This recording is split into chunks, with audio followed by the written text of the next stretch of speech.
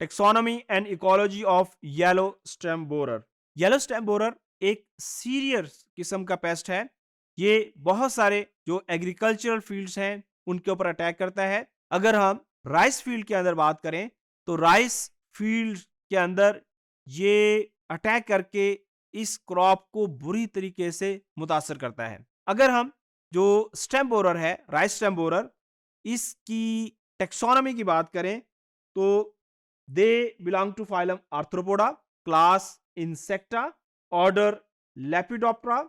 इनकी जो फैमिली है पैरेलिडी, इनकी जो जीनस है वो सिर्पोफेगा और स्पीशीज सिर्पोफेगा इंसर्ट्यूला। ये इसकी टेक्सोनॉमिक पोजीशन है। ये राइस का एक सीरियस पेस्ट है। इसके अंदर मेल का जो कलर है वो ऑक्रियस या नेचुरल सॉइल कलर या क्ले जैसा है।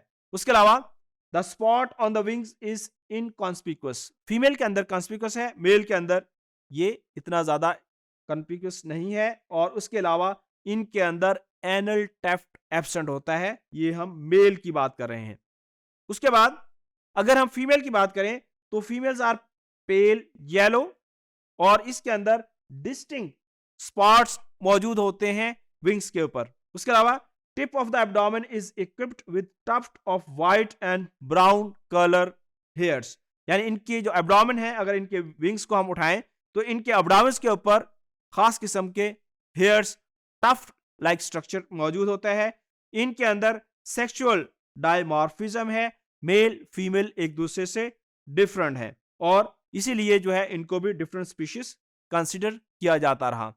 उसके अलावा इसके जो अडल्ट्स हैं ये काफी एक्टिव होते हैं आफ्टर डस्क, शाम के वक्त जब सूरज तुलू हो रहा होता है उसके बाद इनकी एक्टिविटी काफी ज्यादा हो जाती है।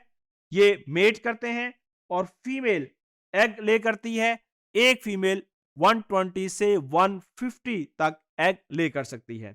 उसके अलावा आमतौर पर जो फीमेल है ये पौधे के जो पत्ते हैं उसके नीचे वाली जो साइड है वहां पे एग ले करते हैं और इनके जो एग्स हैं वो क्लस्टर्स की फॉर्म के अंदर होते हैं और ये जो क्लस्टर्स की तादाद है वो 2 से 5 हो सकती है और इनके अंदर एग्स 60 से 100 तक हो सकते हैं।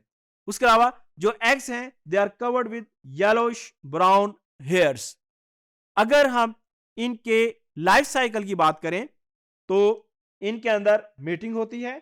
मीटिंग के बाद फीमेल एग ले करती है जो कि क्लस्टर्स की फॉर्म के अंदर होते हैं। जो हमने कहा कि 2 से 5 क्लस्टर हो सकते हैं और क्लस्टर्स के अंदर जो एग्स की तादाद है वो 60 से 100 तक हो सकती है। उसके अलावा 6 to 7 डेज के बाद एग्स की हैचिंग होती है और उससे फर्स्ट इंस्टार या जो लार्वी है वो डेवलप होता है। उसके बाद तकरीबन लार्वे के अंदर 6 डिफरेंट इंस्टार्स हैं, 6 डिफरेंट स्टेजेस हैं जो कि तकरीबन 16 से 27 डेज के अंदर कंप्लीट होती हैं।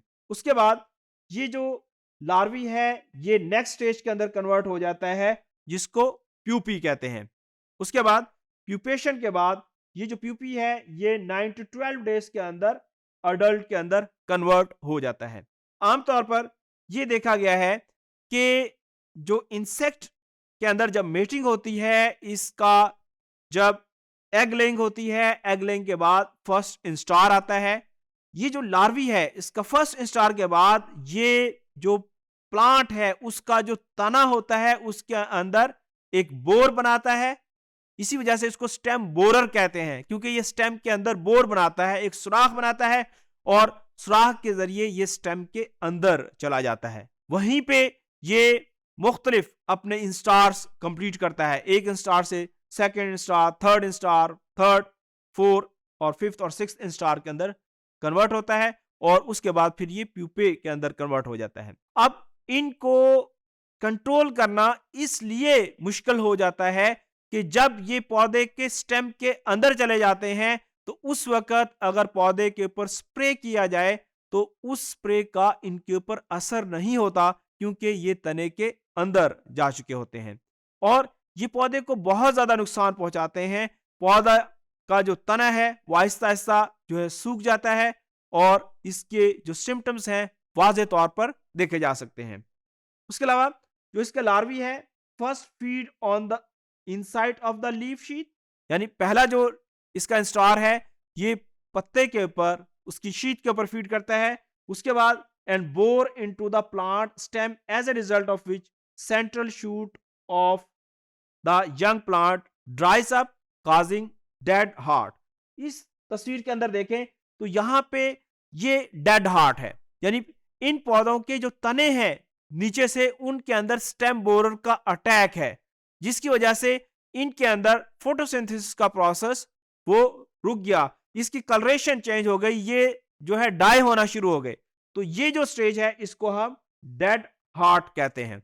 In older plants the whole ear head become whitish and chaffy, यानी व्हाइट हेड, यानी जो ओल्ड पौधा होता है, यानी जब वो बड़ा होता है तो क्योंकि उसके अंदर स्टेम बोरर का अटैक है तो ऊपर से उसका जो सिट्रा है वो मुकम्मल तौर पर व्हाइट कलर के अंदर चेंज हो जाता है। ये सिम्टम है कि इस पौधे के ऊपर जो स्टेम बोरर है उसका अटैक हुआ है। उसके अलावा इसकी वजह से जो प्रोडक्शन है वो काफी हद तक कम हो जाती है। अब इसको कंट्रोल कैसे किया जा सकता है? एक तो उन वीड्स को जहां पे ये मौजूद होते हैं, इनके अडल्ट्स, उनको खत्म किया जाए। उसके अलावा ऐसे पौधे जो इन्फेस्टेड हैं उनको फील्ड में से रिमूव किया जाए। उसके अलावा flooding the field after harvest, यानी जब हार्वेस्टिंग हो जाए तो फील्ड के अंदर पानी लगा दिया जाए ताकि वहां पे कोई एग्स प्यूपी वगैरह मौजूद है तो उनको खत्म किया जा सके। उसके अलावा प्लोइंग की जाए, गहरा हल चलाया जाए। उसके अलावा जो क्रॉप रोटेशन की जाए।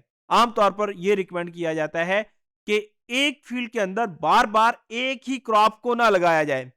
अगर एक सीजन के अंदर आपने राइस लगाई है तो अगले सीजन के अंदर कोई और क्रॉप वहां पे लगाएं, यानी उसके अंदर रोटेशन होनी चाहिए। तो इस तरीके से हम स्टेम बोरर के अटैक के जो चांसेस है उसको कम कर सकते हैं और जो प्लांट्स हैं उनकी प्रोडक्शन को बढ़ा सकते हैं।